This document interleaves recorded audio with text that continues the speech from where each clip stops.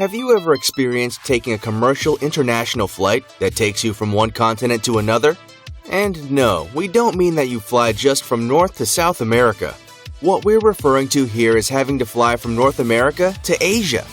If you have, did you notice how the plane takes the route that's closest to the land? You probably didn't notice it because you're all dozed off or too busy watching your in-flight movie. In any case, it would be difficult to find out about this as it's happening because the plane would be too far up and all you'll see from your window are the clouds. That's if you're flying during the daytime. Otherwise, that would have been just pure darkness. On to the subject of flying from North America to the biggest continent in the world, Asia. It's a well-known fact for aviation specialists that planes do not take the path that face the full length of the largest ocean in the world, the Pacific Ocean. Which then brings us to the question, why planes don't fly over the Pacific Ocean?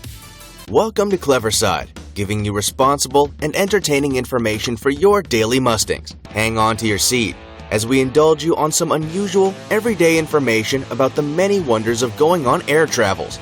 If you think about it with the basic understanding about planes versus land or water, it would appear logical for pilots to stick to flying over land, as emergency landings and rescues are easily coordinated. Think about it. In the event of any aircraft issue, going for the route where a solid form of land and air communication definitely sounds just about right. Imagine having to do an emergency landing in the middle of the world's largest ocean. How long is it going to take for rescue teams to locate the aircraft and get mobilized? And there's a question whether the plane went into a smooth or hard landing. Okay, relax. Let's not panic.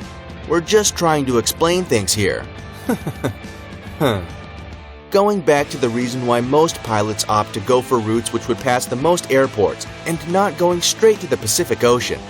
Safety may sound like the most obvious reason behind such a solid preference, but truthfully speaking, safety is not the only main reason.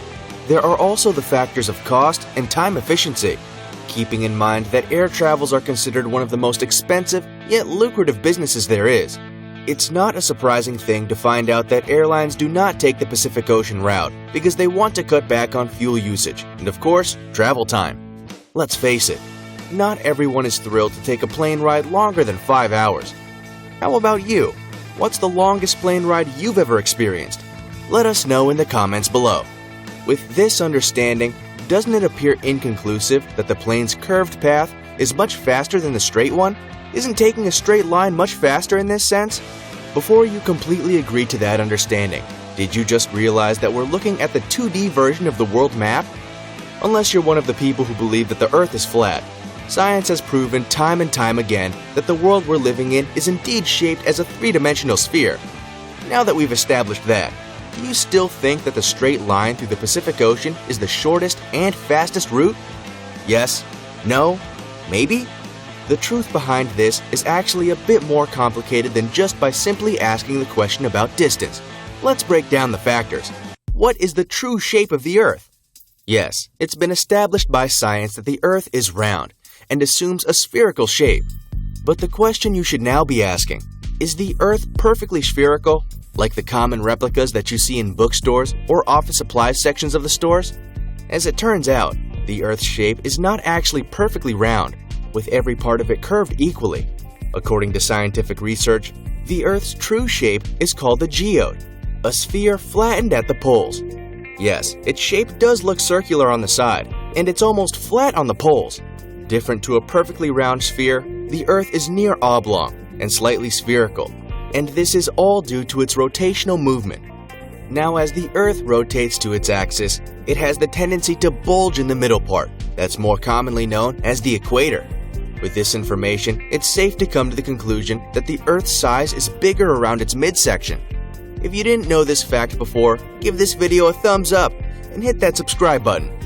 When looking at the images taken of the globe from outer space, it clearly shows that its shape is a perfect circle, but you may have forgotten about the function of camera lenses, combined with shooting angle, and how its depth of field alters the actual view of the subject.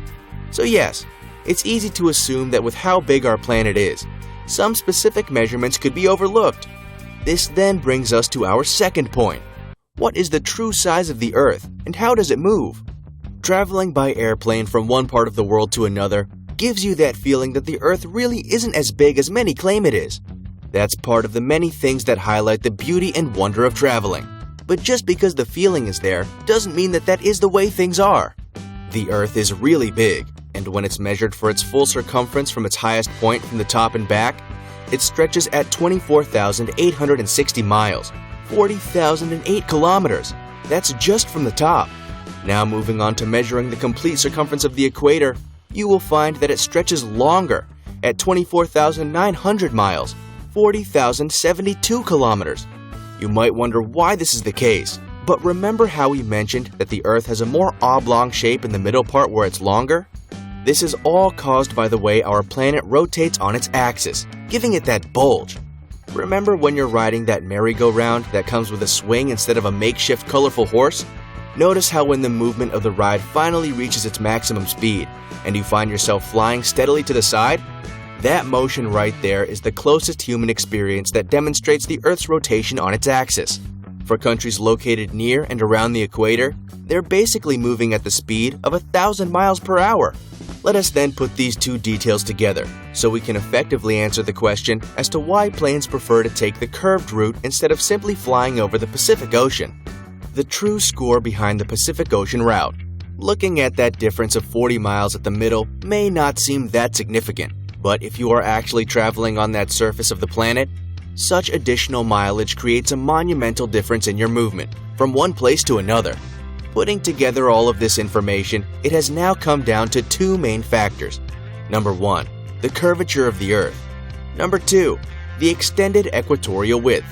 Those two things actually support the fact that the route which curves through the pole is a much quicker and closer way for a plane to reach the continent of Asia. Supporting this understanding, safety actually comes as another aspect that comes into play in this because it makes way for a more effective execution of possible emergency landings. Then again, there are actually travel routes that require planes to travel over the Pacific Ocean. A good example for this is Australia. So as much as pilots avoid venturing into the long stretch of water that is the Pacific Ocean, they make sure that every route they take is safe.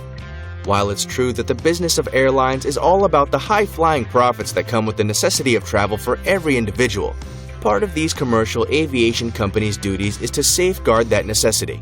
Safety guidelines must be followed in the most efficient way possible. From Cleverside, a kind reminder to always fasten your seatbelt when you're riding a plane. If you found this video interesting, please give us a thumbs up and hit that subscribe button, or your account will be put on hold.